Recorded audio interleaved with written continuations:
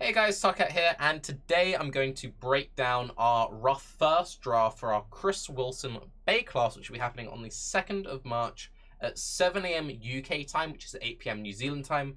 Obviously, we're doing a much earlier episode to be friendly to New Zealand times because Chris Wilson is based in New Zealand. There'll be a link to the timer down below, exclamation Baeclast, in my Twitch chat. It's also on my Twitter and will also be in the YouTube description. This is the first draft. We always send our dev drafts to GGG themselves. Bex helps get all the correct answers. Any questions that Chris can't answer himself, he'll get answers from his team. Anything which they don't want to talk about or they feel like they can't answer correctly, we cut from the topic list so we don't waste time on the episode with questions like, what do you think of this? And then, I can't answer this. So, not every question might be here. If you think there's a very important question which isn't here, leave it down below and I'll add it later, but this is what we have so far. So, the idea is for this to still feel like a Baeclast episode and not a strict Q&A. Start off with some group discussion, we can go into more rapid-fire Q&A in the latter half if we have time. A lot of the questions that I collect on Twitter, Reddit, YouTube comments, they'll go into the more rapid-fire Q&A, but if someone touches on something very good, I'll add it to the main section. This is just a little note for Chris, basically saying mark stuff that you can't answer or you're going to address in a dev post. Since they've got a dev post to talk about something, we don't need to talk about it. It's a waste of time. So, brief intro, exchanging pleasantries, usual podcasty stuff. And then we get right into talking about synthesis. So, everyone's first reaction to the new league. Chris, are you happy with the community reaction? Get in, talk about what everyone's been up to. You know, how do you all think about the new league? And just kind of get that developer insight compared to the player point of view. Chris, give us the synthesis sales pitch. How does this league significantly differ from previous ones? Nice open question to again introduce everyone to the new upcoming league. What aspects of synthesis are you most excited for as both a developer and a player? I think this is always a really fun question, seeing like what was the most exciting things to develop and then what bits are actually really looking forward to play, because, you know, Chris is someone who actually does play Path of Exile. Ziggy mentioned in his reveal video that the board game Carcassonne inspired certain elements of synthesis. Care to go into any further depth? Personally, I always love these stories about like where design elements came from, these other side things.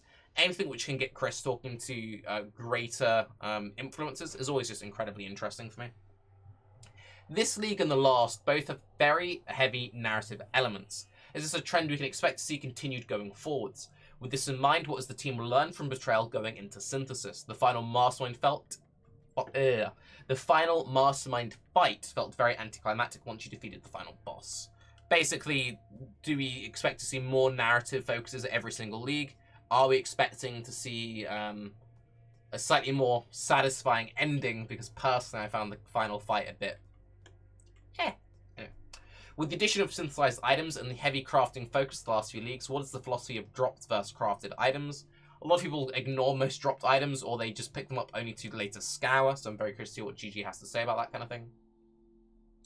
It feels like every league since Abyss has had a significant focus on player agency, what motivated this direction, especially considering the fan-favorite league, Breach, being a non-agency league. So let's kind of talk about all the synthesis kind of things, and then from that we're going to talk about more general things. So from that we go into melee and player balance. Obviously has to be mentioned, otherwise internet will internet. The community has heard that you're hoping to address melee in 3.7. If you didn't know, they're going to be addressing melee in 3.7.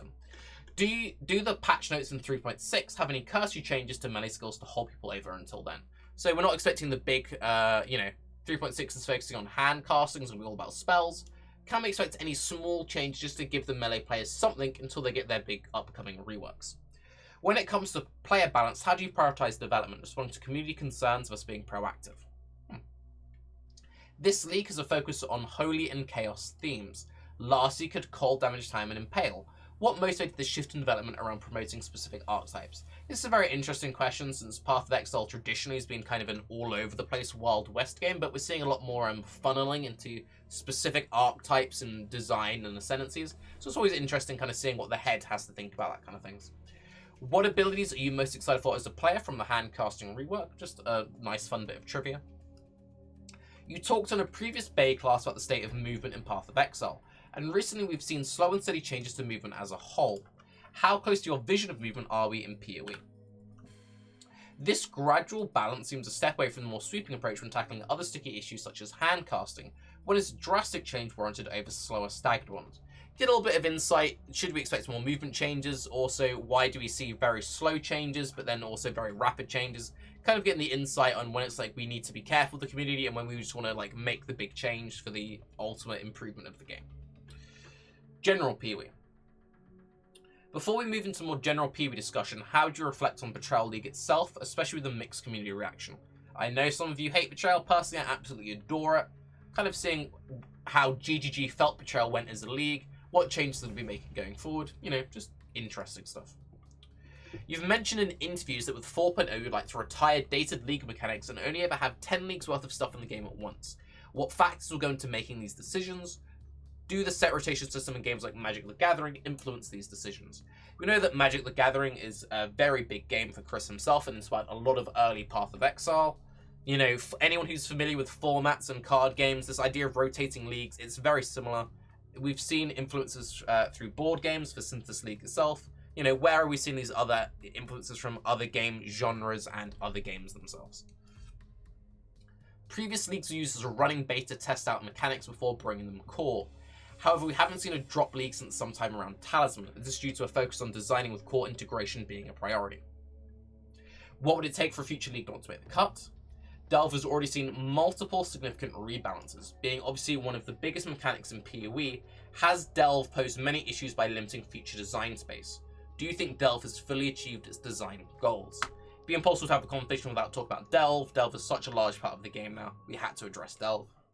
The past 3 leagues have seen rapid running of story mode content compete with or beat rewards from running more risky high-level content. Was this by design? Given that a pattern seems to be emerging, what is your thoughts going forward about the risk-reward structure of Path of Exile? What goes into designing a build-enabling item without it feeling mandatory and oppressive to other options?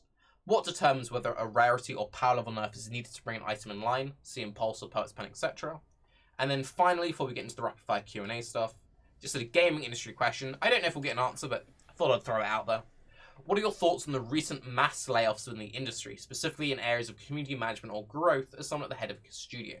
We then have a whole bunch of rapid-fire questions, which will keep expanding. But this is the rough first draft. Again, this will be sent to GGG. They often cut through it, mix things up. We will often add and cut things from it. So don't expect every single thing to be here. This might be a much larger, much shorter thing. And again, if you've seen Baeclast before, you know, we always go off tangent. We always let, you know, people just kind of talk about what they want to talk about. Really, all I want to know is a few cool new things about Synthesis League, and really just for Chris to have fun. So no. I'm Tarke, and again, this Baeclast will be streamed live on my Twitch channel, and if you can't watch it live, don't worry, it's uploaded in full, as every Baeclast is, up onto YouTube. So yeah. Leave your stuff down below.